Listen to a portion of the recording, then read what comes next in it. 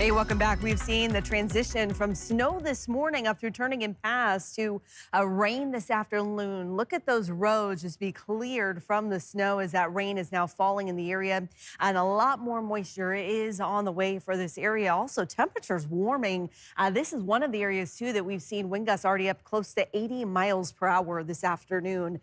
This is what is coming to South Central. This is the reason that we have been first alerting you to these impacts all week. This is a steady and long stream of moisture. Is tapping into some heat too. So that is why we are seeing those more extreme impacts here across South Central, Southwest, and eventually into the interior as well. You can see the radar, it's active, but it is a combination of snow now pretty much only in the highest elevations. It's rain now in the Sterling Highway, rain through Turnagain Pass.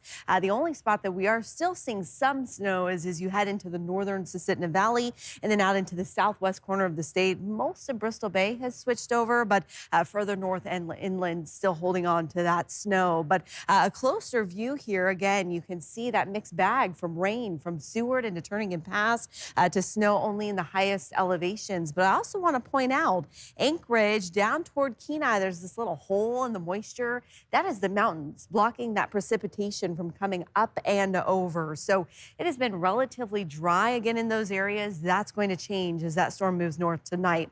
Again, we are seeing a wide variety of weather impacts from the western side of the state to the interior and into South Central. It's all due to that combination of snow and freezing rain, and then some areas seeing some more of that extreme wind. Here's a look at some of those peak wind gusts today, specifically in South Central for the Anchorage hillside up close to Flat Top, 79 miles per hour here this afternoon, 56 in Palmer, 31 out at Ted Stevens, but now we're seeing winds up to about 48 miles per hour in Seward, 68 out at Portage Glacier, and 55 as you head closer to Thompson Pass outside of Valdez.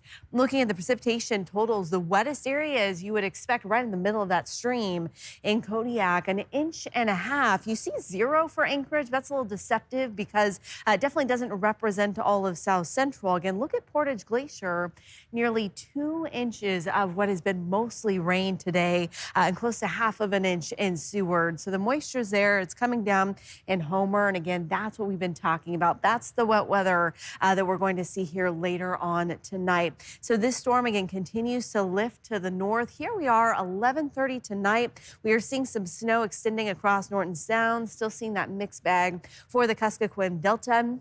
And this is when we'll start to see that heavier precipitation moving into Anchorage, heavier snow into the valley, heavier rain-snow mix as you head down through Turnagain Arm and Turnagain Pass, and then also seeing rain continuing there on the Sterling Highway. That is going to continue to lift to the north as we head into tomorrow morning. And as that area of low pressure pushes to the north, that rain shadow that we've been seeing in Anchorage is going to fill in. So a quick shot of heavy precipitation is likely mid-morning tomorrow. So maybe even after the morning commute, we'll start to see those wet conditions ramping up again in and around Anchorage. Then it moves through Fairbanks. You see some light snow, some light freezing rain on Friday. And then we're in the clear. We get a bit of a break over the weekend, although there is one little storm trying to push in here late Saturday afternoon. May get a quick shot of snow in South Central from that. But looking ahead here again over those next 7 days, that first alert weather day is still in effect for Friday.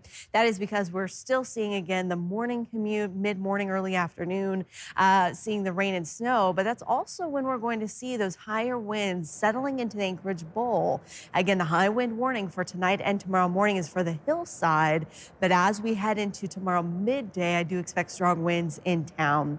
Looking ahead, gosh, doesn't that look nice? Temperatures back to normal. We get some dry weather, even getting some sunshine in the mix as well. And for the interior, first alert weather day for you tomorrow.